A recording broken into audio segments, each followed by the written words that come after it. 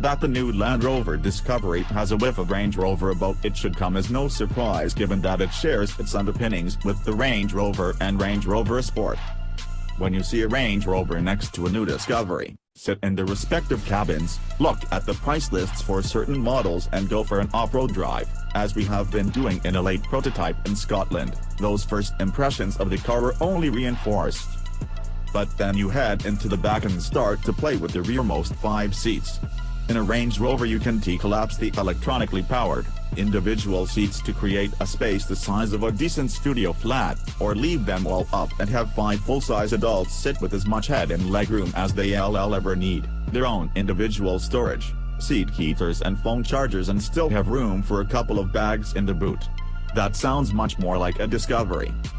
So it is a Discovery, then, only much lighter than before, in certain version by up to 480 kilograms, which is such a saving that a 4-cylinder Ingenium diesel engine with 237 bhp is now offered alongside the carry-over 254 bhp diesel and 355 bhp petrol 3.0-litre V6s. The weight loss should improve the Discovery S on-road manners and performance, although such impressions will have to wait for next February when we drive a finished car on the road for the first time. What we can tell from our drive is that the Discovery remains pretty much unbeatable off-road. It has a kitchen sink's worth of Land Rover off-road technology at its disposal, including diff locks, a low-range gearbox and the Terrain Response 2 system, which itself incorporates a brilliant new all-terrain progress control (ATPC) function that acts as a low-speed off-road cruise control, taking over the pedals and leaving you to steer. As impressive as the ATPC system is, its control and reaction times feel better than your own on the really slippy stuff. So is the Discovery S ability to conquer a rock crawl, both up and down, using most of the 500mm of wheel articulation, or dive nose first into water close to its 900mm wading depth limit.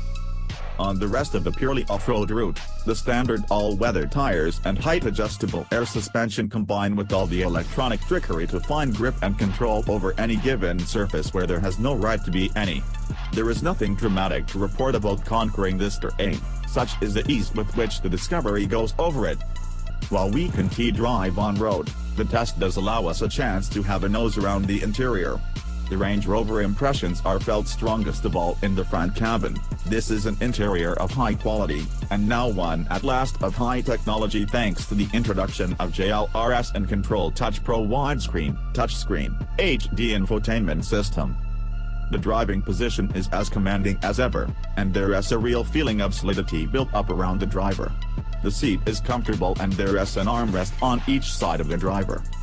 The flagship way of controlling the rear seats is through a smartphone app, but we had to make do for now with the electronic buttons on the seats, which were all straightforward to use. You can also use the touch screen to control them. Have all the seats upright and there genuinely is room for 7 adults. There is also a usable 258 liters of boot space at the back with all the seats up, and you can still make a seat out of the boot with a powered loading platform sliding out that can handle up to 300 kilograms of weight, even though the split tailgate is gone. The rear of the car can be lowered to allow easier access for dogs and make it easier to attach things to tow. All the seats can be easily folded flat individually, which results in a maximum of 2,406-liter boot space and a load space that allows you to slide, say, a flat pack IKEA wardrobe in without catching on anything, as the flat seats' leading edges are kept above the trailing ones. Each person in the cabin will be able to keep their backside warm with a seat heater, charge their phone, find a space for their water bottle, keys, wallet, and other oddments, and connect to the Wi-Fi hotspot. There is not much that hasn't been thrown at the rear cabin of this car. Even the curry hook has been brought back. Land Rover buyers now expect something luxurious, premium and unbeatable off-road as standard, and even from this early drive it is clear that the new Discovery ticks all of those boxes. In many regards it has been brought very close to the Range Rover models, but the differentiation comes from the fact that this new Discovery is pretty much as practical and versatile as cars come.